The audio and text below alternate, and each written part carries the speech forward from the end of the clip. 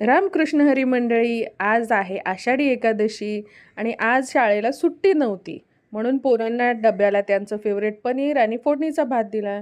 त्यांना पिटाळल्यावर मला आवडते तशी कडक कॉफी करून घेतली आणि आमच्या मिशीवाल्या मनुकाला रेन लिलीच्या बिया काढून दिल्या.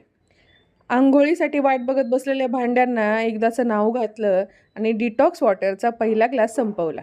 स्वतःची झाल्यावर मग देवांना आंघोळ घातली. पूजा करून बागेतलं सोनचाफ्याचं फुलही वाहिलं.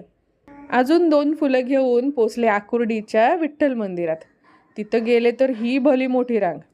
गंध कपाळाला लावून स्वतःच्या हाताने एक एक फूल विठ्ठल आणि रुक्मिणीच्या पायी वाहून डोकं टेकवलं. गर्दी असूनही छान दर्शन झालं. प्रसादाच्या रांगेत जाऊन खिचडी घेतली. बाहेर पोलिसांचं काहीतरी डिजिटल इंडिया रेकॉर्ड करणं चालू होतं. निघाले तर रस्त्यात पावसाने गाठलं. घरी येऊन चष्मा काढताना गंधही पुसला गेला. हाय रे माझ्या कर्मा.